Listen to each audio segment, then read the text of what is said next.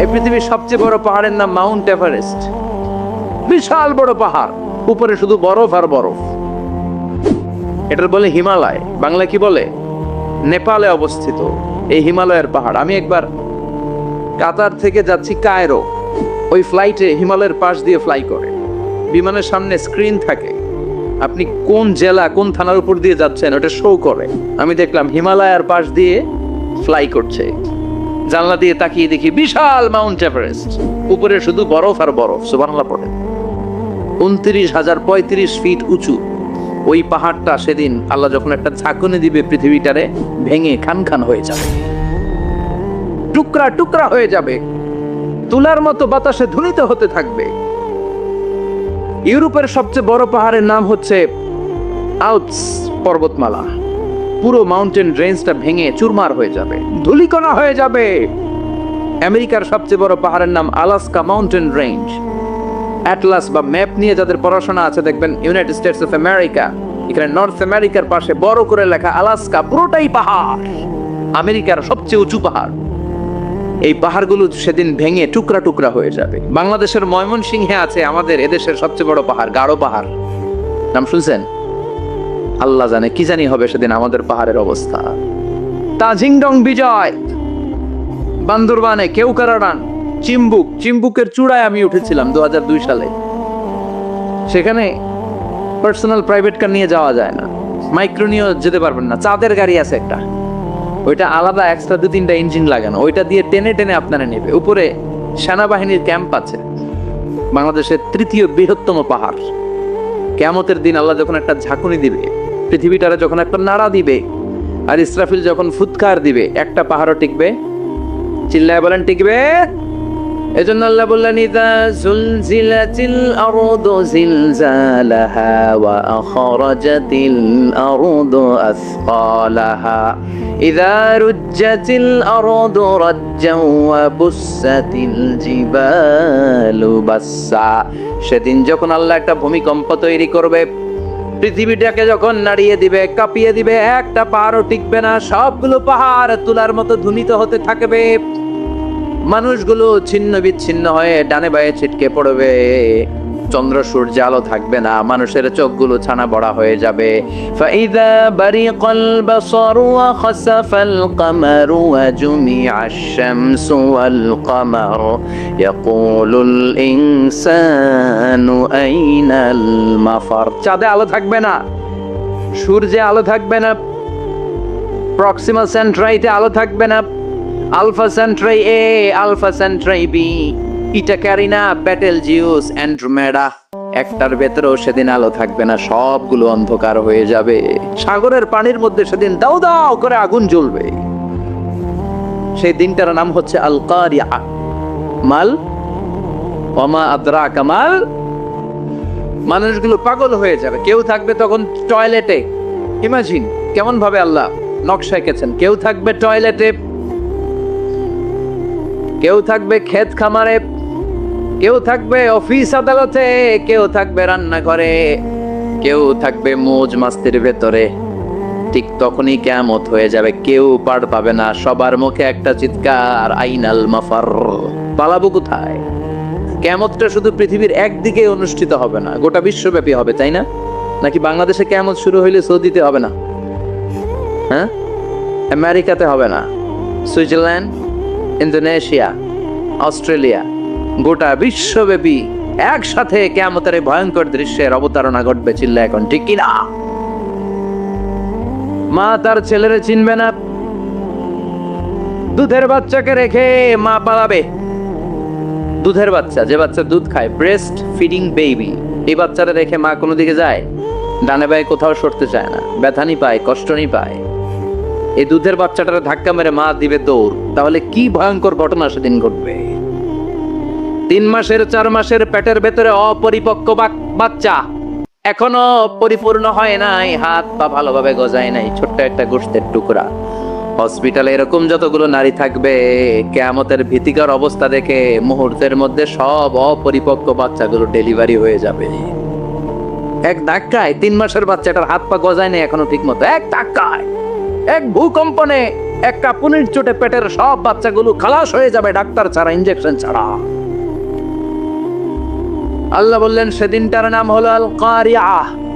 মাল ওয়া মা আদরাকা মাল ইয়াউমা ইয়াকুনুন নাসু কাল ফারাশিল মাবসুস, মানুষগুলো নিক্ষিপ্ত হবে। ওয়া তাকুনুল জিবালু কাল আইনিল মানফুশ, পাহাড়গুলো তুলার মতো ধ্বনিত হতে থাকবে। এখন উপরের দিকে তাকালে কি সুন্দর নীল আকাশ দেখা যায়, সেদিনে আকাশও থাকবে না। ইয়াউমিন নাতবিস সামাআ কাতাইয়ি সিজিল্লিল লিল কুতুব, কাগজের পৃষ্ঠা যেমনি তোমরা ভাঙো, কাগজ যেমনি হাতের মুঠোয় নিয়ে তোমরা গুটিয়ে ফেলো, সেদিন এই বিশাল সাত আকাশটারও হাতের মুঠোয় নিয়ে গুটিয়ে ফেলবে কে? কাতাইয়ি সিজিল্লিল লিল কুতুব, ক্যান ইউ ইমাজিন? আপনি কি কল্পনা করতে পারেন এই দৃশ্যপট যখন ঘটবে গোটা বিশ্বব্যাপী কি মেসাকার হবে? স্যাটেলাইট চ্যানেলগুলো ভেঙে দুমড়ে মুচড়ে পড়বে, পৃথিবীর যত বড় বড় টাওয়ার গুলো আছে ভেঙে আবাসিক এলাকার উপর পড়বে, পাহাড়গুলো ভেঙে খান খান, সাগরের পানির ভেতরে দাউ দাউ করে আগুন জ্বলবে। বুর্জ আল খলিফা পৃথিবীর সবচেয়ে উঁচু টাওয়ার, ওইটার তো কিছু হবে না, ওই দিন কি হবে?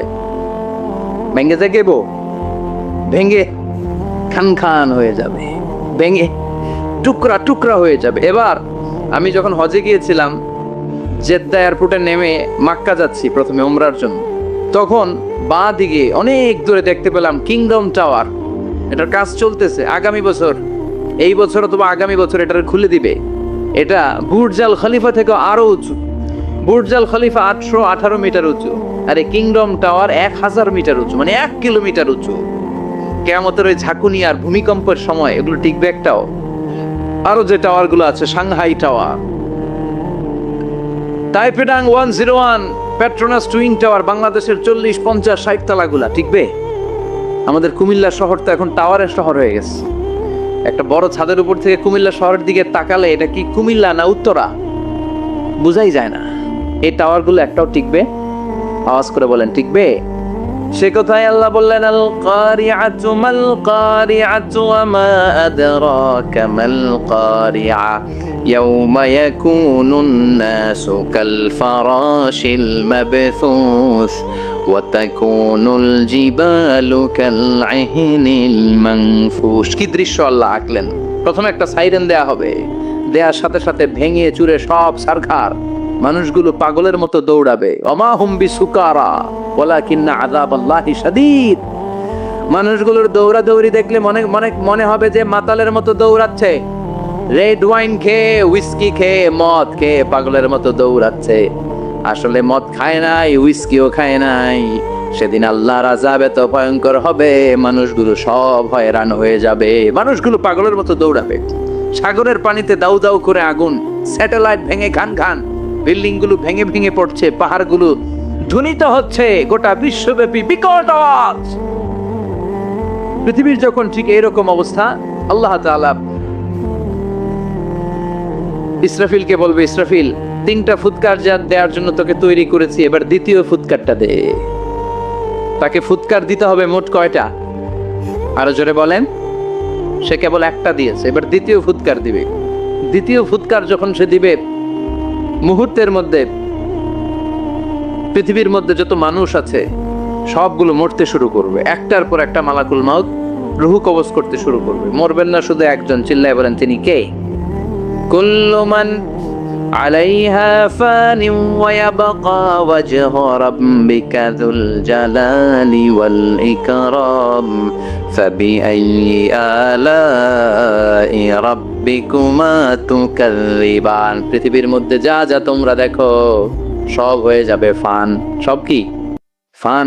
আমরা বলি না ফানা ফানা, বলি ফানা ফানা হয়ে যাবে, কিছু থাকবে না, থাকবে একজন, চিল্লায় বলেন তিনি কে? এজন্য সব সময় আল্লাহর কাছে কামনা করবেন, আল্লাহ তুমি ঈমানের মরণ দাও। পড়ে না আমিন? ও আল্লাহ তুমি আমাদেরকে শাহাদাতের মরণ দাও। পড়ে না আমিন? আমাকে শহীদ করে সেই মিছিলে শামিল করে নিও, যে মিছিলের নেতা আমিরে হামজা খোবায়েবে খাব্বাব আল্লাহর কাছে ছিল অতি প্রিয় শামিল করে নিও, আমাকে শহীদ করে সেই মিছিলে শামিল করে নিও। পড়েন আমিন। বিশ্বনবী বলেন শাহাদাতের তামান্না নিয়ে যদি, অন্তরে শাহাদাতের ইচ্ছা নিয়ে যদি, শাহাদাতের তামান্না নিয়ে যদি কেউ বিছানার মধ্যে ডায়রিয়া রোগে আক্রান্ত হয়েও মারা যায়, হার্ট অ্যাটাক করেও মারা যায়, স্ট্রোক করেও যদি মারা যায়, কিন্তু অন্তরে যদি শাহাদাতের তামান্না থাকে, কিয়ামতের ময়দানে শহীদদের সাথে তারে দাঁড় করাবে কে? ঈমানের পথে অবিচল থেকে আমার মরণ যেন হয়। পড়েন আমিন, আমার সাথে সাথে বলেন। ঈমানের পথে অবিচল থেকে আমার মরণ যেন হয়, তোমারই কাছে মিনতি আমার, তোমারই কাছে মিনতি আমার, মহামহিম দয়াময়। ঈমানের পথে অবিচল থেকে আমার মরণ যেন হয়। পড়ে না আমের। ঈমানের মৃত্যু এক আল্লাহ ছাড়া কেউ দিতে পারে না, শাহাদাতের মৃত্যু আল্লাহ ছাড়া কেউ দিতে পারে না। এজন্য আখের যদি ভালো হয়, সব ভালো তার, শেষ ভালো যার। বিশ্বনবী দোয়া করতেন, আল্লাহুম্মা রযুকনা হুসনাল খাওয়াতিম, আল্লাহুম্মা রযুকনা হুসনাল খাওয়াতিম। প্রতিদিন সব সময় নামাজের পরে পড়বেন, আল্লাহুম্মা রযুকনা হুসনাল খাওয়াতিম, আল্লাহুম্মা রযুকনা হুসনাল খাওয়াতিম। আল্লাহ আমাদের শেষটাকে ভালো করো, আমাদের শেষটাকে তুমি ঈমানের উপর করো। পড়েন আমিন। অনেক আল্লাহওয়ালা নামাজি শেষ জীবনে মুরতাদ হয়ে যায়, নাস্তিক হয়ে যায়, আছে না নাই? মুফাসসির ইসলামের নাম শুনছেন? অনেক ইসলামের বয়ান দিত লোকটা শুরু থেকে আমি তাকে চিনতাম। অনেক ইসলামের বয়ান করতো, ইসলামের পক্ষে সে অনলাইনে কথা বলতো, আস্তে আস্তে আস্তে আস্তে নাস্তিক হয়ে গেছে। এজন্য বিশ্বনবী বলতেন, আল্লাহুম্মা রযুকনা হুসনাল খাওয়াতিম, আল্লাহ শেষটা আমার ভালো করো, আমার শেষটা যেন কালিমাতুত তাইয়্যিবা লা ইলাহা ইল্লাল্লাহর উপর হয়, আমার শেষটা যেন ঈমানের উপর হয়। পড়েন আমি। কাবা ঘরের একজন কালো ইমাম আছে, নাম ইমাম আল কালবানি। দেখছেন এই ইমাম বেসনারা? উনি লন্ডনে একটা ইন্টারভিউতে বলেছেন, আমার মায়ের বদদোয়া আমাকে কাবা ঘরের ইমাম বানিয়েছে। লন্ডনে একটা কনফারেন্সে উনি ইন্টারভিউ দিচ্ছিলেন, তো ওনাকে বলা হলো কাবার সব ইমাম সাদা ইমাম, আপনি কালো মানুষ কেমনি ইমাম হইলেন? উনি বললেন, আমার মায়ের বদদোয়া আজকে আমাকে কাবা ঘরের ইমাম বানিয়েছে। উনি বললেন, আমি ছোট্টবেলা অনেক বদের হাট দিছিলাম, আমার মতো দুষ্ট আমার এলাকায় কোনো ছেলে ছিল না। মানুষের গালাগালি, মারামারি, দুষ্টামি, ভাঙচুর, চেঁচামেচি, চিৎকার, বিশৃঙ্খলা আমার মতো কেউ বেশি করতে পারতো না। কিন্তু আমার মা ছিল অনেক বড় আল্লাহওয়ালা। আমার মা জানতেন আল্লাহর কাছে দোয়া করার কত বড় পাওয়ার। আমার মা যখন আমার উপর রেগে যেতেন, আমার মা জানতেন রাগের মাথায় বদদোয়া দিলে বদদোয়া কবুল হয়ে যাবে। এজন্য যখনই আমি বেশি দুষ্টামি শুরু করে দিতাম, আমার মা রেগে আমারে বদদোয়া দিয়ে বলতেন, আল্লাহ তোরে হেদায়েত দেখ, আল্লাহ তোরে কাবা ঘরের ইমাম বানায় দে। মা যখন রেগে যেতেন, রেগে মেগে উনি সব সময় বলতেন, আল্লাহ তোরে হেদায়েত দেখ, তোরে কাবার ইমাম বানায় দেখ। রাগে রাগে ভালো দোয়া করতেন। সুবহানাল্লাহ কইতে বললেন না? আপনারা আপনাদের ছেলে মেয়েদের জন্য একটা ভালো দোয়া সেট করে নেবেন, রাগ আসলে ওই দোয়াটা করবেন, ওইটার উপরে জাল মিটাবেন, রাগ মেটাবেন ওইটার উপর। পারা যাবে? তারা যাবে? 12 নাম্বার, ছেলে মেয়েদের সাথে খেলাধুলা করবেন। ছেলে মেয়েদেরকে নিয়ে খেলাধুলা করেন, কে কে দেখি? ঘরে খেলবেন, বাগানে গেলে খেলবেন, ছোট্ট বল নিয়ে আপনি দিবেন আপনার ছেলের হাতে, ছেলে দিবে আপনার হাতে। খেলাধুলার দরকার আছে না? আল্লাহ রাসূল সাল্লাল্লাহু আলাইহি ওয়াসাল্লাম বলল, আব্বাস চাচাতো ভাইগুলোর এক জায়গায় এক লাইনে দাঁড় করাইতো, আর বলতো, মান সাবাকা ইলাইয়া ফালাহু কাদা ওয়া কাদা, যে দৌড়ে এসে আমারে ধরতে পারবি তার এই পুরস্কার দিব। ওনার চাচাতো ভাইগুলো পাগলের মতো একসাথে দৌড়ে এসে কেউ বিশ্বনবীর কাঁধের উপরে উঠতেন, কেউ বুকের উপরে উঠতেন। বিশ্বনবী সবাইকে সবার হাতে হাদিয়া তুলে দিতে। বিশ্বনবী নিজের কলিজার টুকরা কন্যা ফাতেমা রাদিয়াল্লাহু তাআলা আনহার 2 সন্তান হাসান আর হুসাইনকে নিয়ে সব সময় খেলতেন। পড়েন সুবহানাল্লাহ। হাসান আর হুসাইন রাদিয়াল্লাহু তাআলা আনহুমা বিশ্বনবীকে ঘোড়া বানিয়ে খেলতেন। ঘোড়া হতো কে? সবাই বলতে হবে, ঘোড়া হতো কে? আর ঘোড় সাওয়ার কে? হাসান আর হুসাইন। বিশ্বনবীরে ঘোড়া বানায় এরা কান্দে উঠতো। আর বিশ্বনবী বাবরি চুল রাখতেন, ওই বাবরি চুল ধরে এরকম ঘোড়া ঘোড়া খেলতেন। সুবহানাল্লাহ পড়বেন না?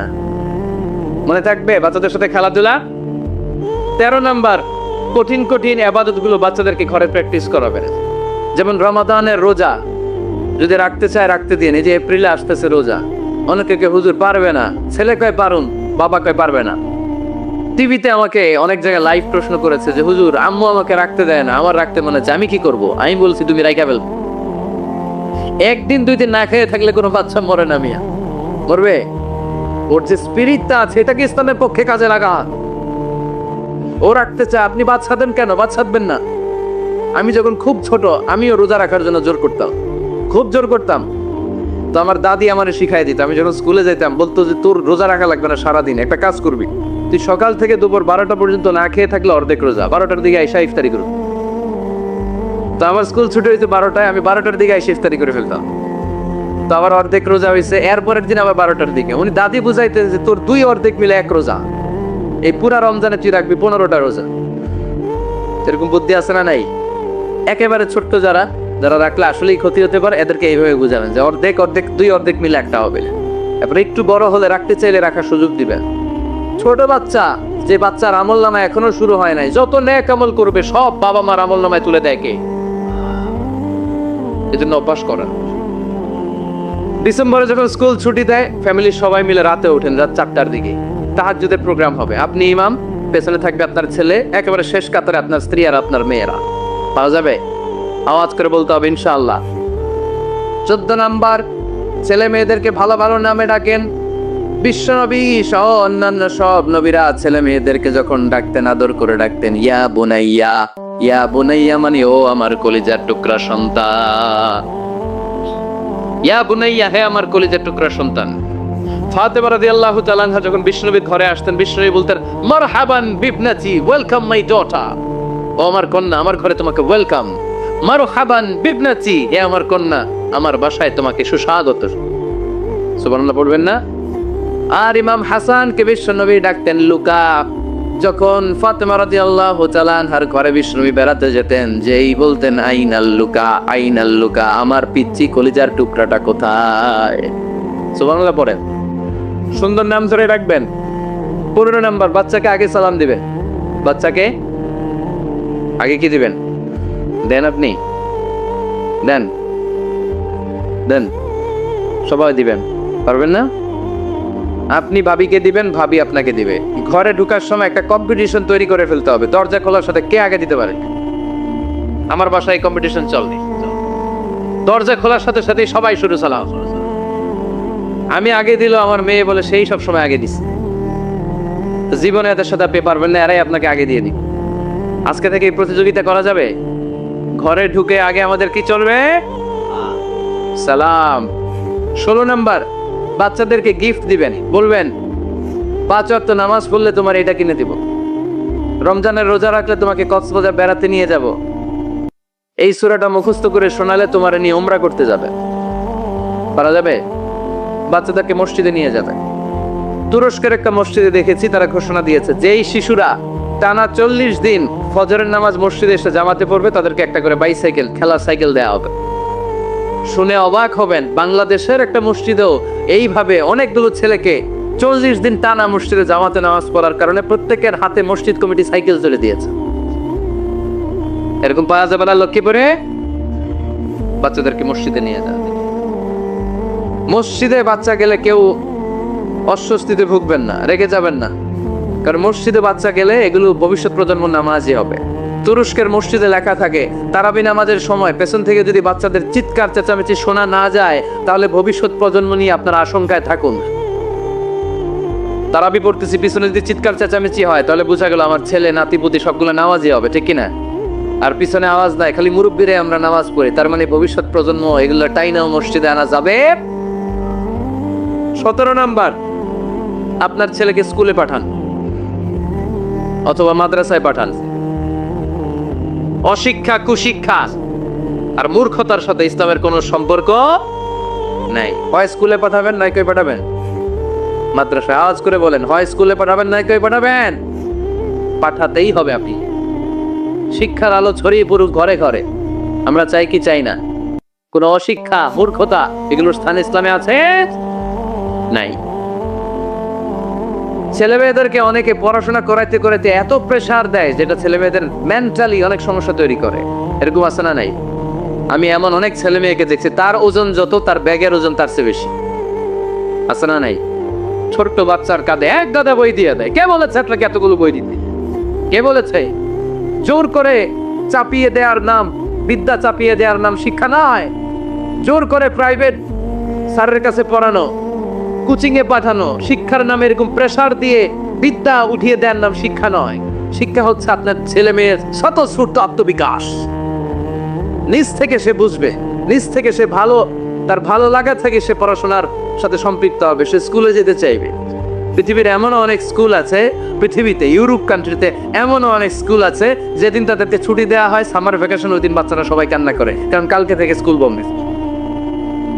আমাদের দেশের ছুটি হইলে আজ আমাদের ছুটিও ভাই, আজ আমাদের ছুটি, খুব আনন্দিত, তাই না?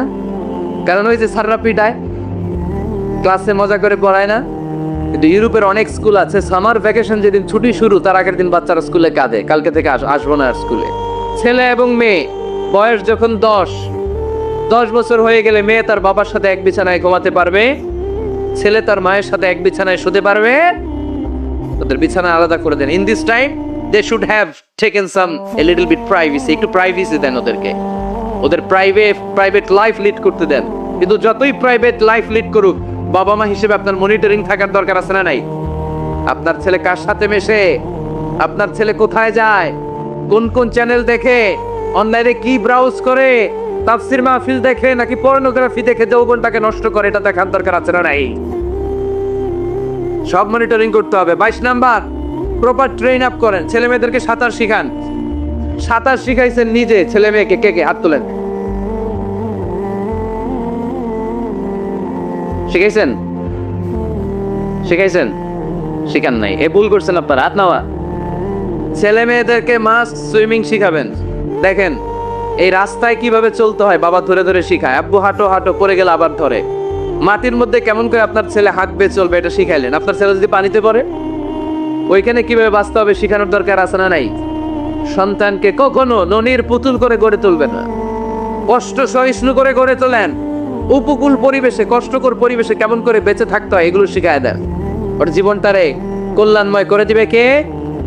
খেয়াল রাখবেন। সব ছেলে মেয়েদেরকে সুইমিং শিখাবেন, কুকিং শিখাবেন, রান্না শিখলে কাজে লাগে না? ওরে হোস্টেলে দিলে নিজে রান্না করে খেতে পারবে, বাইরে স্কলারশিপ পেয়ে পড়তে গেলে নিজে রান্না রিজেন করতে পারবে। ড্রাইভিং শিখায় দিবেন। আল্লাহর হাবিব সাল্লাল্লাহু আলাইহি ওয়াসাল্লাম বলেছেন, আল্লিমু আওলাদাকুম আস-সিবাহা ওয়া রিমায়া ওয়া রুকুবাল খাইল। তোমরা তোমাদের সন্তানদেরকে সিবাহা মানে সাঁতার শিখাও। এটা আমি বানায়ে বলি নাই।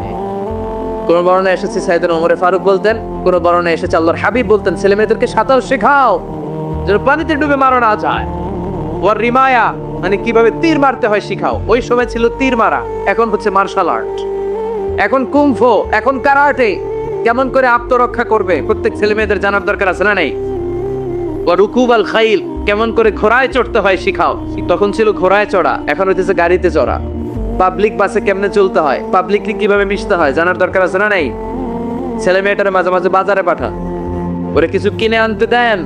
ও যদি লস করেও আছে তারপরেও দেন, ওর শিখার দরকার আছে না নাই? ল্যাঙ্গুয়েজ শিখান। ছেলে মেয়েদেরকে একাধিক ল্যাঙ্গুয়েজ শিখাবেন। প্রথমে শিখাবেন শুদ্ধ মাতৃভাষা, ঘরে শুদ্ধ ভাষায় কথা বলার চেষ্টা করো। শুদ্ধ বাংলা ভাষা প্রথম। দ্বিতীয় হচ্ছে কোরআনের ভাষা আরবিক। নাম্বার 3 হচ্ছে ইন্টারন্যাশনাল ল্যাঙ্গুয়েজ ইংলিশ। আমার বাংলাদেশের প্রত্যেকটা ছেলের 3টা ল্যাঙ্গুয়েজ জানার দরকার আছে না নাই? জানার দরকার আছে না নাই? আমরা পৃথিবীর যেখানে যাই ওখানে কথা বলতে পারি। আমরা ইংরেজদের সাথে ইংরেজিতে কথা বলি, আরবদের সাথে আরবিতে কথা বলি, আর আমাদের দেশে বাংলায় কথা বলি। তাহলে মাল্টি ল্যাঙ্গুয়েজেস জানতে হবে আপনার ছেলে মেয়েদেরকে। 23 নাম্বার, টাইমলি ম্যারেজ, সময় মতো বিয়ে দিয়ে দেন। বাবা এবং মা, ছেলে মেয়ে যদি বড় হয়, ম্যাচিউরড হয়, বিয়ে দিয়ে দিবেন। কি করবেন? হ্যাঁ, এই খুশি হয়ে গেছে, ছেলে পেলে খুশি। ওয়া আনকিহুল আয়ামা মিনকুম ওয়াস-সালিহিনা মিন ইবাদিকুম ওয়া ইমাইকুম। যারা অবিবাহিত, বিশ্ব নেই বলেন, এদেরকে বিয়ের পিড়িতে বসায় দাও। ইয়া মাশারাশ শাবাব, হে যুবকেরা, মান ইসতাতা মিনকুমুল বাত, যাদের সামর্থ্য আছে ফালিয়াতাজাওয়াজ, যারা বিয়ে করো। কি করো? বিয়ে করো। এই দেখেন ছেলেপেলে কত খুশি, এরা বিয়ে করতে চায় কিন্তু বাবা মা বিয়ে করাচ্ছে না। ছেলের বাবা মেয়ের বাবা ওরা যদি ম্যাচিউরড হয় ওদেরকে বিয়ে করায় দেয়। চেয়ারম্যান সাহেবরা কই, এমপি সাহেব আস, এদেরকে একটু দেখেন। আচ্ছা, সব শেষ কথা, তাকসিমুল মিরাস বিল আদল, ছেলে মেয়েদের মাঝখানে ন্যায়সঙ্গতভাবে মিরাসের বন্টন করতে হবে। ছেলে পাবে যদ্দূর, মেয়ে পাবে অর্ধেক। আচ্ছা এবার আওয়াজ করে উত্তর দেন তো, ছেলেকে যদি দেন 2 লাখ, মেয়ে পাবে কয় লাখ? ছেলেকে যদি দেন 4টা গাড়ি, মেয়ে পাবে কয়টা গাড়ি? আইনটা কার? চিল্লায় বলতে হবে, আইনটা কার? রব্বুল আলামিন বলেন, ইউসিকুমুল্লাহু ফি আওলাদিকুম লিযযাকারি মিসলু হাযযিল উনসায়াইন। আল্লাহ বিধান দিলেন ছেলে পাবে যতটুকু, মেয়ে পাবে তার অর্ধেক। আপনাদের লক্ষ্মীপুরের কি অবস্থা? এভাবে বন্টন হয় তো? বন্টন হয়? অনেক বাবা আছে, মেয়েরা বলে মা তোর বাইরে সব দিয়া দিলাম, তোর লেগে দোয়া করে দিলাম। কত বড় ডাকাই! অনেক মা আছে ছেলের পাতে মুরগির রান দেয়, মেয়ের পাতে মুরগির ঠ্যাং দেয়।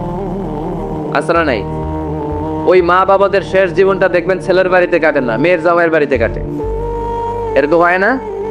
প্রকৃতির খেলা বড় খেলা, এই জন্য ইনসাফের সাথে এটা বন্টন করবেন। 25 নাম্বার পয়েন্ট, সর্বশেষ পয়েন্ট, সূরা লুকমানে আল্লাহ তাআলা প্রত্যেক বাবা তার ছেলেকে কি কি পরামর্শ দিবে, কি কি আদেশ দিবে, কি কি নসিহত দিবে, সূরা লুকমানের 12 নম্বর আয়াত থেকে 19 নম্বর আয়াত। কত নম্বর আয়াত থেকে? 12 থেকে 19। এই আয়াতগুলোর মধ্যে একজন বাবা, একজন গার্ডিয়ান তার ছেলেকে কি কি উপদেশ দিবে, এই সবগুলো উপদেশ কোরআনের মধ্যে তুলে ধরেছে কে? আজ রাতে সূরা লুকমানের 12 নম্বর আয়াত থেকে 19 নম্বর আয়াত, আয়াতের অর্থগুলো ছেলে মেয়েদেরকে বসায় একসাথে পড়বেন। রাজি আছেন? আওয়াজ করে পড়েন ইনশাআল্লাহ। আল্লাহ আমাদের ফ্যামিলিগুলোর তুমি জান্নাতি ফ্যামিলি বানাও, আমাদের ছেলে মেয়েগুলোর আল্লাহ তুমি মানুষের মতো মানুষ বানাও, তাদেরকে তুমি দেশপ্রেমিক বানাও। কোরআন এবং সুন্নাহর আলোকে যে গাইডলাইনগুলো আমরা শুনলাম কিভাবে ছেলে মেয়েদেরকে মানুষ করতে হবে, এগুলো যেন আমরা মেনে চলতে পারি, আল্লাহ তুমি তৌফিক দাও। এই যে ওয়েস্ট তো এখন যা যা আমাদেরকে শিখাইছে, যেটাকে আমরা স্ট্যান্ডার্ড মনে করি, আবার তারা ফিরতেছে। এই যে ডিভাইসের কথা বলছি না, আপনি অস্ট্রেলিয়ার খোঁজ খবর নেন, যারা খোঁজ নিয়েছেন তারা জানেন আন্ডার 16 কোনো বাচ্চা সোশ্যাল মিডিয়া ইউজ করতে পারে না অস্ট্রেলিয়াতে। 1 মাস অ্যাপ্লাই করে কান্ট্রি ওয়াইড অ্যাপ্লাই করে দেখায় ফেলছে। Facebook, including Facebook, WhatsApp, Twitter, TikTok, 10টা অ্যাপস যেগুলো বাচ্চাদের মধ্যে এডিকশন নিয়ে আসে, এগুলো সব বন্ধ। জানেন এই নিউজটা? জানেন? মানে ফিরতেছে, উল্টা ফিরতেছে। এই যে শালীনতার কথা আমরা বলি, এটা হারাচ্ছে। রাসূল সাল্লাল্লাহু আলাইহি ওয়াসাল্লাম বলেন, যার শালীনতা নাই, ইযা আলাম তাসতাহি ফাসনা মা শি'তা, যখন তোমার লজ্জা শরম থাকবে না, যা মনে চায় তাই করো। শিশু মুহাম্মদ চলে গেল সেই বনু সাআদে, ছোট্ট মুহাম্মদ কাঁদে না, কাঁদে না কখন? ক্ষুধা লাগলেও কাঁদে না, ব্যথা পেলেও কাঁদে না, কিন্তু ছোট্ট মুহাম্মদের প্রাইভেটসের জায়গা থেকে কাপড়টা যখন সরে যেত, শিশু মুহাম্মদ কেঁদে দিত। সুবহানাল্লাহ, শালীনতা। ইযা আলাম তাসতাহি ফাসনা মা শি'তা। রাসূল সাল্লাল্লাহু আলাইহি ওয়াসাল্লাম বলেছেন, যদি তোমার লজ্জা শরম না থাকে, লজ্জা শরমের মাথা যদি তুমি খাও, তুমি সব করতে পারবা, তোমাকে দিয়ে সব সম্ভব। তাহলে এই শালীনতা, এটা অনেক বড় নেয়ামত। সম্মানিত বন্ধুরা, আজকে দিনকে দিন আমাদের সমাজ থেকে শালীনতা হারিয়ে যাচ্ছে, লাজুকতা হারিয়ে যাচ্ছে, নারী পুরুষ উভয় দিক থেকে। বিশেষ করে আমাদের বোনদেরকে টার্গেট করা হয়েছে, নারীদেরকে, আমাদের বোনদেরকে, তাদেরকে প্ররোচিত করা হচ্ছে, তাদের সামনে আইডিয়া হাজির করা হচ্ছে যে নারী যত বেশি নগ্ন হতে পারে সে তত বড় সাহসী নারী। বলেন, আমাদের সমাজে পত্রপত্রিকা আপনারা দেখেন না এটা? যে নারী নিজেকে যত এক্সপোজ করবে সে তত বড় কি সাহসী নারী, এই তকমা তাকে দেয়া হচ্ছে। এটা টোটাল কমপ্লিট শয়তানের একটা মিশন। শয়তানের প্রথম মিশন হচ্ছে বনি আদমকে বিবস্ত্র করা। কি করা? আল্লাহ তাআলা আদম আলাইহিস সালাম, হাওয়া আলাইহিস সালামকে বলেছিলেন যে নিষিদ্ধ গাছ যেও না, খেও না। শয়তানের প্ররোচনায় খেয়ে ফেলেছিলেন, সাথে সাথে জান্নাতের পোশাক খুলে পড়েছে। তার মানে শয়তানের প্রথম মিশন হচ্ছে মানুষকে কি করা? নগ্ন করা। মানুষকে কি করা? নগ্ন করা। তাহলে আমাদের বোনদেরকে এমন ভাবে তাদের সামনে উপস্থাপন করা হচ্ছে, প্ররোচিত করা হচ্ছে এবং বলা হচ্ছে নগ্নতার পথে যে বেশি হাঁটে সে নাকি তত সাহসী নারী। নাউযুবিল্লাহ মিন যালিক। তাহলে এই যে মানব জাতিকে বস্ত্রহীন করা, এটা শয়তানের একটা মিশন। তার বিপরীতে ইসলাম নারীকে সম্মান দিয়েছে, সম্মান করেছে। যে ঘরে প্রথমে কন্যা জন্মায়, খাইরুকুম মান বুখিরা বিল উনসা, সেই ঘরটাকে আল্লাহ তাআলা বরকতময় করে দেয়। 2 সন্তান তো 2 জান্নাতের দরজা ওপেন। 2 কন্যা সন্তান, 3 কন্যা সন্তান তো 3টা জান্নাতের দরজা ওপেন। সুবহানাল্লাহ। স্ত্রী হয়ে যখন ঘরে যাবে, যে ব্যক্তি তার স্ত্রীর কাছে সেরা, পরিবারের কাছে সেরা, সে সবার কাছে সেরা, সে আল্লাহর কাছে সেরা। সুবহানাল্লাহ। এবং কোন মা যদি সন্তান জন্ম দিতে যে মারা যায়, কিয়ামতের দিন আল্লাহ তাআলা ওই মাকে শহীদদের কাতারে দাঁড় করাবেন। আর যদি সেফলি সন্তান ভূমিষ্ঠ হয়, আল্লাহ বলে মায়ের পায়ের নিচে ওই সন্তানের বেহেশত। সুবহান। কিভাবে নারীর স্টেটাস, মর্যাদাকে ইসলাম বাড়িয়েছে। এবং এই যে ইসলাম যে নারীকে যে ভিআইপি হিসেবে কনসিডার করে, হ্যাঁ, ইসলামের দেয়া নারীর ড্রেস কোড নিয়ে আমাদের অনেকের কত কথা, কত ক্রিটিক। এটা কেন করে? কারণ Islam consider women as a queen. ইসলাম তো নারীকে রানী হিসেবে কনসিডার করে। কি হিসেবে বলেন? আচ্ছা বলেন, যে কুইন হবে, যে রানী হবে, তার একটা স্পেশাল ড্রেস কোড থাকবে না? তার একটা স্পেশাল প্রোটোকল থাকবে না? রানীর সাথে কি যা মনে চায় তা করা যায়, দেখা করা যায়, তার কাছে যাওয়া যায়? আল্লাহু আকবার। কারণ ইসলাম চায় নারীদের জন্য পৃথিবীটা নিরাপদ হোক।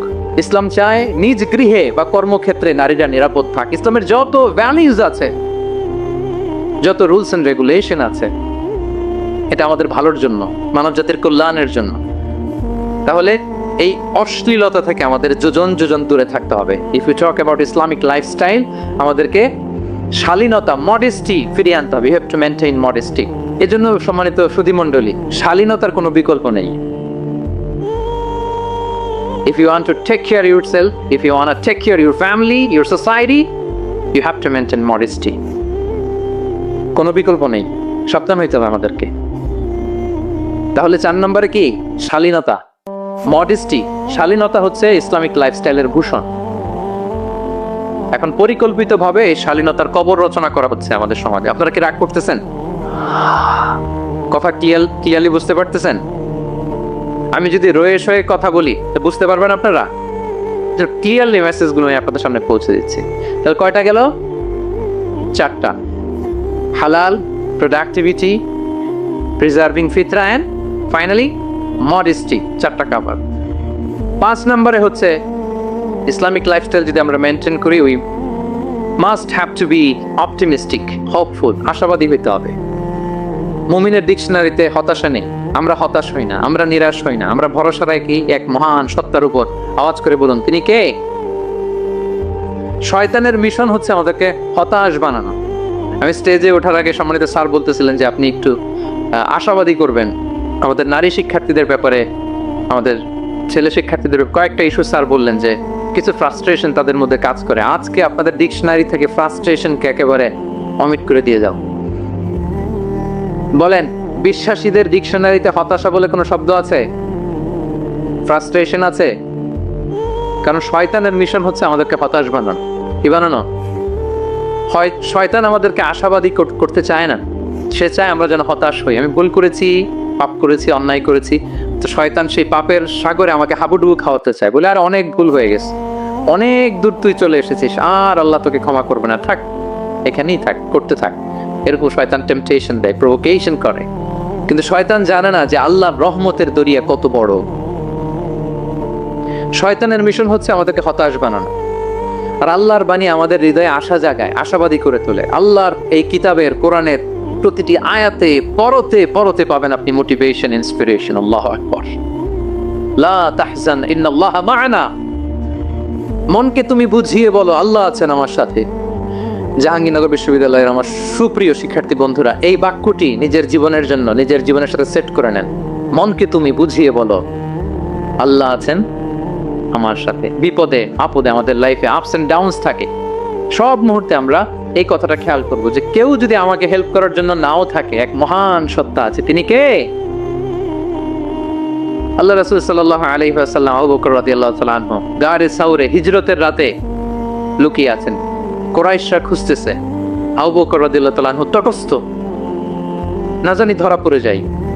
তিনি বলছেন কুরাইশরা আমাদের এত পাশ দিয়ে যাচ্ছে, একটু মাথা নিচু করলে দেখে ফেলবে আমাদের।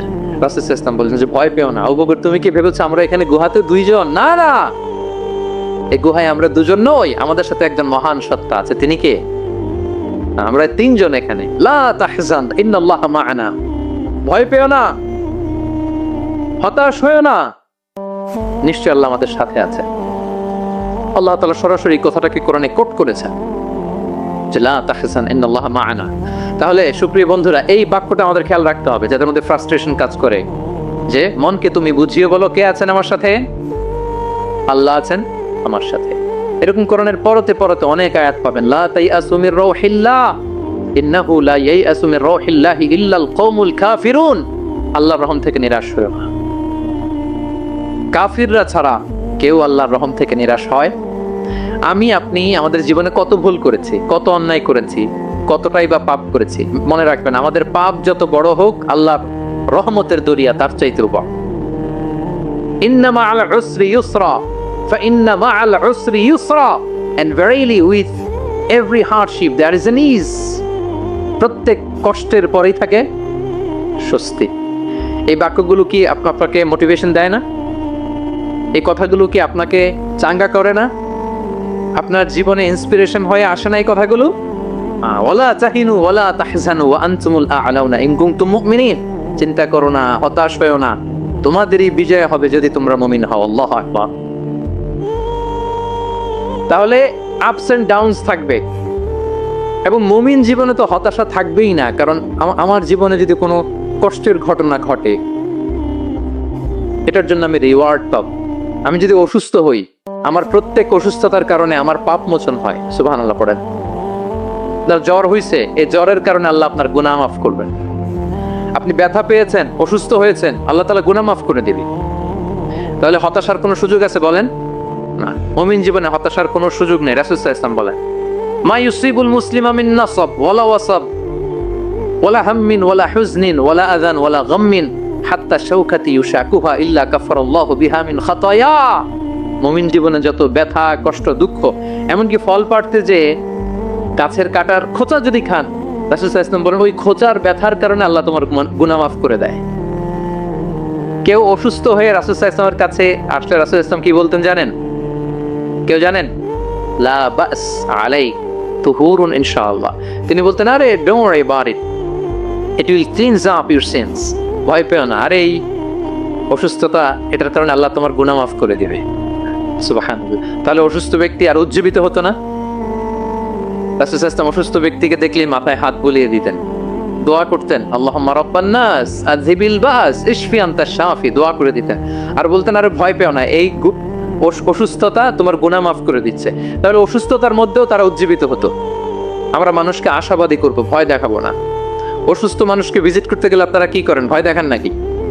না, আশাবাদী করবেন। বলবেন যে আরে কি অসুস্থতা, আপনার দেখে দেখে অনেক সুস্থ লাগতেছে, বলতে পারবেন না? কিন্তু আমরা কি করি? কেউ অসুস্থ হইলে ওই অসুস্থতায় সবচেয়ে কষ্ট পেয়ে যে মারা গেছে তার হিস্ট্রি বলা শুরু করি। এরকম করে না অনেকে? ধরেন যে একজন ক্যান্সারের পেশেন্টকে দেখতে গেছেন, এইবার যে আপনার কোন খালা ক্যান্সারে কিভাবে ধুকিয়ে ধুকে মরছিল,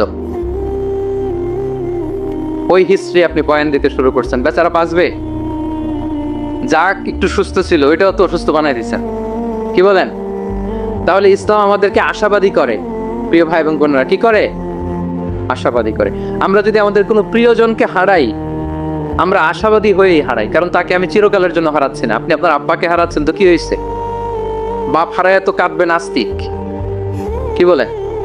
নাস্তিকদের তো মরার পরে নাকি আর কিছু নাই। হ্যাঁ, দেখবেন আপনাদের সামনে সামনে অনেক কিছু বলে যে কিছু নাই, যা দেখি না বিশ্বাস করি না। একা একা যখন মৃত্যুর পরে কি হবে চিন্তা করে ওর দম বন্ধ হয়ে আসে। ইসলাম মানুষকে আশাবাদী করে। দেখেন আমরা কত দূর দেখি, কত দূর ভাবি। আমার দাদা মারা গেছে, এটা আমার কোনো টেনশনেরই কারণ না, কারণ আমি সবসময় ভাবি আমার দাদাকে আমি ওপারে যেয়ে পাবো, আমার আব্বাকে আমি হারিয়েছি তো ওপারে পাবো। আমার বন্ধুকে আমি হারিয়েছি, কাছের বন্ধুটা যে আমার জন্য খুব ইন্সপিরেশন ছিল। সাময়িক বিচ্ছেদ এটা আমাদের জন্য, কারণ আমরা ওই জগতে বিশ্বাস করি। আল্লাহু আকবার। তাহলে হতাশা আমাদের ডিকশনারিতে আজকে থেকে রাখা যাবে। ইসলামিক লাইফস্টাইল যদি মেনটেন করতে চান, you have to be optimistic. Clear কথাটা? আচ্ছা, এরপরে গ্রেটফুলনেস, 6 নাম্বার। গ্রেটফুলনেস, আপনাকে কৃতজ্ঞ হইতে হবে, শুকরগুজার হইতে হবে। আমরা অনেকে কমপ্লেইন করি খুব বেশি, না এটা ভুল। সম্মানিত সুধীমণ্ডলী, be grateful with what you have. যা আছে এটা নিয়ে শুকরগুজার হন, আপনার জীবনটাকে আল্লাহ সুন্দর করবে। তাহলে কমপ্লেইন করবো না, আমরা শুকরগুজার হব। রাসূল সাল্লাল্লাহু আলাইহি ওয়াসাল্লাম বলেছেন, তোমার যে খারাপ অবস্থানে আছে তার দিকে তাকাও, যে ভালো আছে তার দিকে তাকিও না। হ্যাঁ, যে ভালো আছে তার মতো আপনি হওয়ার চেষ্টা করবেন। আপনার গোল থাকবে। I am not talking about the goals and plans. Your plan and goal should be bigger and bigger. But আপনি ও খুব ধনী, ও খুব ভালো আছে, এটা দেখে কষ্ট পাবেন না। কারণ আপনি খেয়াল করেন যে আপনার চেয়ে অনেক খারাপ অবস্থানে আছে অনেকে, ওর দিকে তাকালে দেখবেন যে আপনার আর খারাপ লাগতেছে না। শেখ সাদি রাহিমাহুল্লাহ, বিখ্যাত কবি, নাম শুনেছেন না? ওনার একবার পায়ে দেওয়ার মতো জুতা ছিল না। কি ছিল না? সবাই বলুন, কি ছিল না? জুতা। উনি একবার রাস্তা দিয়ে হাঁটতেছেন, হঠাৎ দেখেন এক লোকের 2টা পাই নেই। কি নাই? শুকরগুজার হলেন, চিৎকার করে বললেন আলহামদুলিল্লাহ, যে আল্লাহ অনেক ভালো আছি, আমার জুতা নাই এজন্য মন খারাপ, ওর তো পাই নাই। হ্যাঁ, এজন্য বেঁচে যে আছি এজন্যই আলহামদুলিল্লাহ। লা ইন শাকারতুম লা আযীদান্নাকুম ওয়া লা ইন কাফারতুম ইন্না আযাবি লাশাদীদ। আল্লাহ বলেন, যদি শুকরিয়া করো, শুকরগুজার হও, আমি আল্লাহ নিয়ামত বাড়িয়ে দেব। যদি না শুকরি করো, জেনে রাখো আমার শাস্তি কঠিন। তাহলে বেঁচে যে আছি এজন্যই কি পড়া উচিত? জাহাঙ্গীরনগর বিশ্ববিদ্যালয়, আওয়াজ করেন, বেঁচে যে আছি এজন্য কি পড়বো? আপনি যে অবস্থানে থেকে খুশি না, ভাল লাগে না আপনার, যে হায় রে আমি তো লুজার, আমার কিচ্ছু নাই, আপনার এই অবস্থানে পৌঁছাটা অনেকের জন্য স্বপ্ন। মানে যেটা পেয়ে আপনি হ্যাপি না, অতটুকু হইতে পারাটা অনেকের কি স্বপ্ন। আপনাকে যদি জিজ্ঞেস করি, ভাই কি চান, কি লাগবে বলেন, কি চান? তা আপনি বলবেন যে শেখ আমি ধনী হইতে চাই, আমার একটা ব্রাইট ক্যারিয়ার চাই, আমি টাকা চাই, আমি খ্যাতি চাই, আমি ক্ষমতা চাই। এটা কত যে চাওয়ার ফিরিস্তি আমাদের। আপনি একটু একটা ক্যান্সার হসপিটালে যান তো, ক্যান্সারের 3rd স্টেজে চলে আসছে, ধুকে ধুকে লাস্ট স্টেজে চলে আসছে। আপনার তো অনেক কিছু চাই, আপনি ওকে একটু জিজ্ঞেস করেন যে ভাই আপনি কি চান? ও টাকা চায় না? ক্যান্সারের রোগী টাকা চাবে, খ্যাতি চাবে, ব্রাইট ক্যারিয়ার চায়। সে কি চায় বলেন তো একটু? সে একটু বাঁচতে চায়। যে ভাই তুমি কি চাও? বলবে আমি কিছু চাই না, একটু বাঁচতে চাই। বার্ন ইউনিটে যদি কখনো যাওয়ার সুযোগ হয়, দেখবেন যে চিৎকার করে তারা, এত কষ্ট, এই দহনের কারণে এত কষ্ট, তারা চিৎকার করতে থাকে হসপিটালকে কাঁপিয়ে। আপনি ওকে একটু জিজ্ঞেস করবেন, ভাই কি চাও? বলেন তোর চাওয়াটা কি? ও শুধু বাঁচতে চায়। কিন্তু ওই বেঁচে থাকা নিয়ে তো আমাদের কোনো ফিলিংসই নাই। আমরা যে বেঁচে আছি এটা যে শুকরগুজার হওয়ার অনেক বড় একটা কারণ, আমরা এরকম করে ভাবিই না। এজন্য সুপ্রিয় সুধীমণ্ডলী, আমরা যে বেঁচে আছি এজন্য আলহামদুলিল্লাহ। শুধু বেঁচে থাকার কারণে আমরা কি পড়বো? তাহলে গ্রেটফুলনেস। আপনি যদি ইসলামিক লাইফস্টাইলে নিজেকে অভ্যস্ত করতে চান, আপনার যেমনি অপটিমিস্টিক হইতে হবে, এট দ্য সেম টাইম আপনাকে কি হইতে হবে? গ্রেটফুল হইতে হবে। 7 নম্বরে তাওয়াক্কুল। Put you trust on Allah, because only He can help you, only He can protect you. And when you put your trust on Allah, you are in a divine shield. আপনি যখন আল্লাহর উপর নিজেকে ন্যস্ত করেন, আপনি একটা ডিভাইন, একটা প্রোটেকশনের ভেতরে থাকেন। বিশ্বাসীরা কি করে? আল্লাহর উপর ভরসা করে। কি করে? কার উপর? তদবিরের উপর, লবিং এর উপর, মামা চাচা। তাহলে আল্লাহর উপর ভরসা হবে। কার উপর? ফাইদা আযামতা ফাতাওয়াক্কাল আলাল্লাহ। আল্লাহর উপর ভরসা করব। এমনকি ঘর থেকে বের হওয়ার সময় রাসূল সাল্লাল্লাহু আলাইহি ওয়াসাল্লাম আমাদেরকে বলেছেন আল্লাহর উপর তাওয়াক্কুল করো। আমরা কি দোয়া পড়ি বলেন তো ঘর থেকে বের হয়ে? বিসমিল্লাহি তাওয়াক্কালতু আলাল্লাহ। এই তাওয়াক্কুল নিয়ে আমাদের অনেক মিসকনসেপশন আছে। আমাদের মধ্যে একটা প্রবণতা আছে, অনেকে বলে যে যা হবে হবে, আল্লাহ ভরসা। বলে যে যা হবে হবে, কি ভরসা? কথা বলতে হবে তো আমার সাথে। আপনারা কি বোরিং হচ্ছেন? ওরে আল্লাহ, অনেক রাত হয়ে গেছে, তো শেষ করে দেই তাহলে। আর কয়েক মিনিটের মধ্যে শেষ করবো ইনশাআল্লাহ। তাহলে অনেকের মধ্যে একটা প্রবণতা আছে, তারা বলে যে যা হয়েছে হয়েছে, কি ভরসা, যা করে আল্লাহ, আল্লাহ ভরসা। এটা it's not the concept of তাওয়াক্কুল, এটা তাওয়াক্কুল নয়। ইসলামে তাওয়াক্কুল is always at the second step, the first step is your effort. প্রথমে আপনি চেষ্টা করবেন, এরপরে আপনি আল্লাহর উপর তাওয়াক্কুল করুন। কিছু না করে যদি বলেন আমি আল্লাহ ভরসা, এটা আল্লাহ ভরসা হয়েছে? এটা আপনার মন গড়া একটা কথা হয়েছে, কিন্তু এটা তাওয়াক্কুল হয়? আমাদের অনেকে অলসতা, অকর্মণ্যতা, অপারগতা, হীনমন্যতা এগুলোর তাওয়াক্কুল বানায় ফেলেছে। হাত গুটায় বসে থাকবে, কাজ করবে না, অলস, আর বলে কি আল্লাহ ভরসা। রিজিকের মালিক আল্লাহ, কিছু করবে না আর বলে আল্লাহ ভরসা। প্রিয় ভাইরা, রাসূল সাল্লাল্লাহু আলাইহি ওয়াসাল্লাম তিনি অলসতা, অকর্মণ্যতা, হীনমন্যতা, কাপুরুষতা, ভীরুতা এগুলো থেকে আল্লাহর কাছে পানাহ চেয়েছেন। নিজের সাধ্যের সবটুকুন তিনি করেছেন, তারপরে আল্লাহ ভরসা করেছেন। এবং পাখিকে ইসলামে তাওয়াক্কুলের মডেল বানানো হয়েছে। রাসূল সাল্লাল্লাহু আলাইহি ওয়াসাল্লাম বলেন, লাউ আন্নাকুম তাতাওয়াক্কালুনা আলাল্লাহি হাক্কা তাওয়াক্কুলি লারাযাকাকুম কামা ইয়ারযুকুত তুয়ুর তাগদু খিমাসান ওয়া তারুহু বিতানা। মানে তোমরা যদি পাখির মতো তাওয়াক্কুল করো, তাহলে পাখিকে আল্লাহ যেমন রিজিক দেয় তোমাদেরকেও রিজিক দিবে। পাখি কি করে বলেন তো? প্রতিদিন সকালবেলায় ওর ঘরের ভিতরে বসে বলে যে আল্লাহ ভরসা, বলে। বরঞ্চ কি করে সে সকাল সকাল কিচির মিচির রবে দিক দিগন্ত মাতিয়ে সে বের হয়ে যায়, সারাদিন ঘুরতে থাকে। তাহলে খালি পেটে সকালবেলায় পাখিগুলো বের হয়ে যায়, আকাশে বাতাসে ছুটে বেড়ায়, আর বিকেল বেলায় ওদর পূর্তি করে প্রতিটা পাখিকে তার নিড়ে ফিরিয়ে দেয় কে? আপনারা তো বোঝা অনেক সহজ। এটা তো নাকি একেবারে আপনাদের জাহাঙ্গীরনগর, এটা তো নাকি পাখিদের অভয়ারণ্য শুনলাম আমি, কখনো আসা হয়নি আমার। দিনের বেলা আসা দরকার ছিল, তাহলে আপনাদের ক্যাম্পাস বিউটি আমি দেখতে পেতাম। তো পাখি কিন্তু বসে থাকে না, সকালে কি করে? খালি পেটে পাখিগুলো বেরিয়ে যায়, ওরা ওদের রোল প্লে করে, চেষ্টা করে। এরপরে বিকেল বেলা ওদর পূর্তি করে তাদেরকে নেড়ে ফিরিয়ে দেয় কে? তাহলে পাখিকে তাওয়াক্কুলের মডেল বানানো হয়েছে। আপনি হাত গুটিয়ে বসে থেকে বললেন আল্লাহ ভরসা, এটা হয়েছে না। আপনি আপনার সর্বোচ্চটুকুন চেষ্টা করবেন, সব করার পরে এরপরে আপনি বলবেন আল্লাহ ভরসা। তাহলে তাওয়াক্কুল হলো প্রথমে যে কোনো জিনিস অ্যাচিভ করার জন্য পরিকল্পনা করা, তারপর সে পরিকল্পনা বাস্তবায়নের উপায় বের করা, তারপর বিভিন্ন উপায় উপকরণের সাহায্য নিয়ে সেটা অ্যাচিভ করার জন্য প্রাণান্তকর প্রচেষ্টা চালিয়ে যাওয়া, অবশেষে ফলাফলের জন্য কার উপর নির্ভর করা। দিস ইজ কল্ড তাওয়াক্কুল। এখন আমি কিছুই করলাম না, বললাম যে যা করে আল্লাহ, তাওয়াক্কুল হয়েছে তো না? আমাদের সমাজে দুইটা ধারণা। কেউ কেউ বলে আরে আমি তো সব করব, তাওয়াক্কুলের দরকার কি? Absolutely wrong. আবার অনেকে মনে করে আল্লাহই সব করে দিবে, এটাও absolutely wrong. The concept of Islam is in between this two extreme lines. এই দুইটার মাঝখানে হচ্ছে তাওয়াক্কুল। তাহলে তাওয়াক্কুলের মেকানিজম হচ্ছে আমার সাধ্যের সবটুকুন আমি করব, তারপরে আল্লাহর সাহায্য আসবে, সেজন্য আমি তাওয়াক্কুল করব। আপনারা মুসা আলাইহিস সালামের ঘটনা জানেন। উনি যখন বনী ইসরাইলকে নিয়ে লোহিত সাগরের সামনে আসলেন, ফেরাউন তার সৈন্য নিয়ে ধাওয়া করলো, আল্লাহ তাআলা সাথে সাথে কি রাস্তা বানায় দিলেন নাকি? সাগরের মাঝখানে না। আল্লাহ বললেন আনিদ্রিব বিআসাকাল বাহর, লাঠি দিয়ে একটা বাড়ি মারো সাগর। মুসা আলাইহিস সালাম বাড়ি না মারলে তো আল্লাহ রাস্তা বানাতে পারতেন না, না পারতেন না? পারতেন, কিন্তু এটা তাওয়াক্কুলের মেকানিজম নয়। ওনাকে বলেছেন বাড়ি মারো, উনি লাঠি দিয়ে বাড়ি মারলেন, বিশাল রাস্তা হয়ে গেল।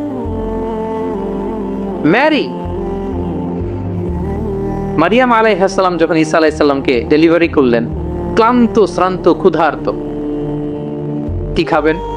আল্লাহ তাআলা বললেন ওয়াহুজ্জি ইলাইকি বিজিযিন নাখলাতি তুসাকিত আলাইকি রুতাবান জানিয়া। মানে মারিয়াম, একটু কষ্ট করে উঁচু হয়ে পাশে একটা খেজুর গাছ আছে, ওটা ডাল ধরে টান দাও, টসটসে পাকা খেজুর পড়বে নিচে, ওটা খাও।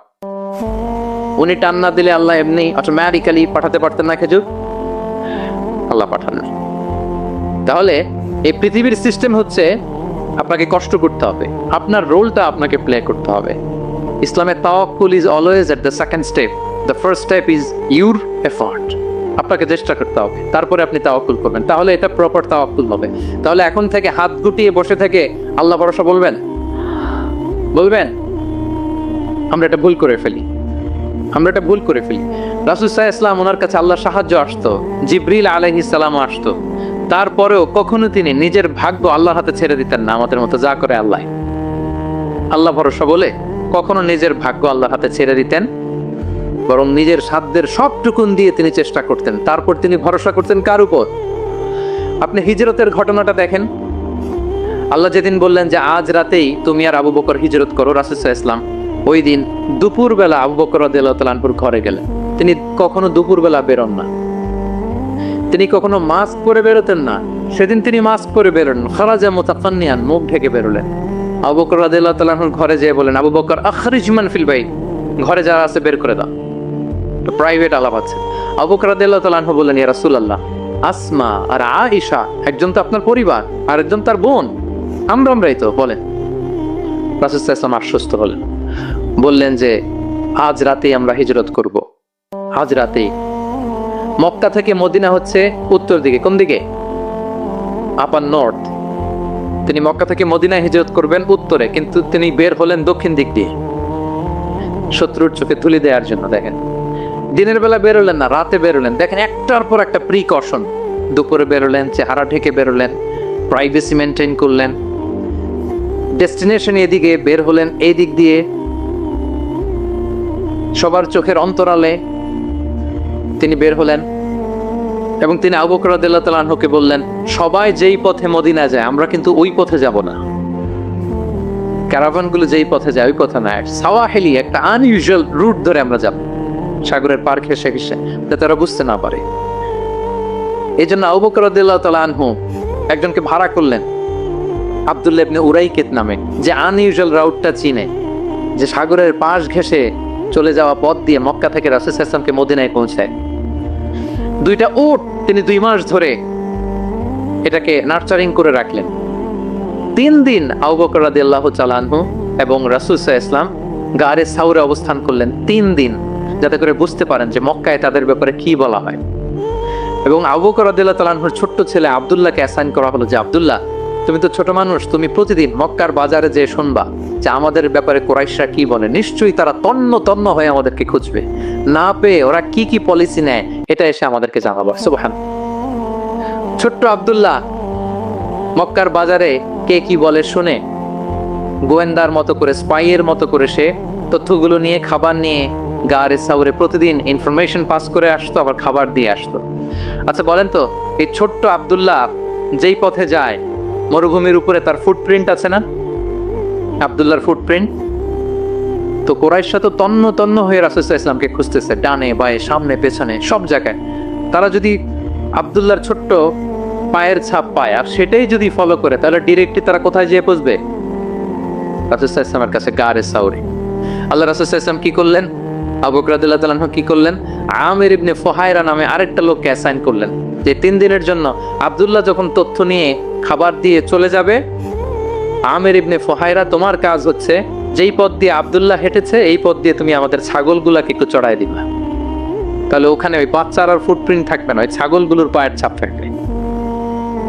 অনেক লম্বা ঘটনা, এরকম একটার পর একটা প্রিকশন আল্লাহ রাসূল সাল্লাল্লাহু আলাইহি ওয়াসাল্লাম এবং আবু বকর রাদিয়াল্লাহু তাআলা আনহু ওনারা নিয়ে তারপরে হিজরতের পথে রওনা হয়েছেন। এবং যখন রওনা হয়েছেন, রাসূল সাল্লাল্লাহু আলাইহি ওয়াসাল্লাম ডানে বায়ে তাকান না, তিনি কোরআন তেলাওয়াত করছেন। হি ওয়াজ রিসাইটিং দ্য কোরআন, কারণ now he is in the state of তাওয়াক্কুল, এখন তিনি তাওয়াক্কুল করতেছেন।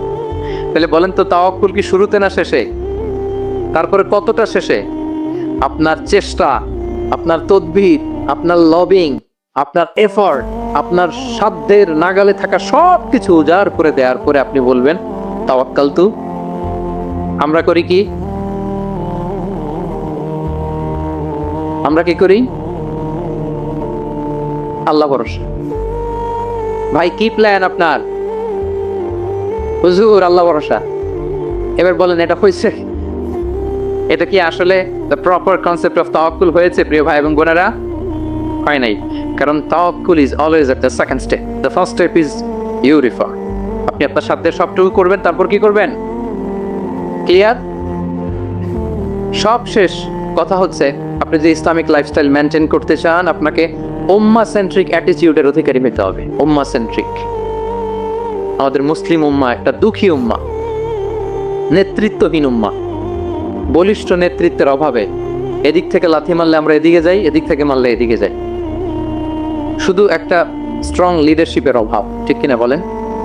এই যে আমাদের রোহিঙ্গা ভাইয়েরা 1 মিলিয়ন আসছে, 10 লাখ, এখন বোধহয় 2 মিলিয়ন প্লাস হয়ে গেছে বা 3 মিলিয়ন হয়ে গেছে। আমি গত মাসে গিয়েছিলাম রোহিঙ্গা ক্যাম্পে দেখার জন্য তাদের কি অবস্থা।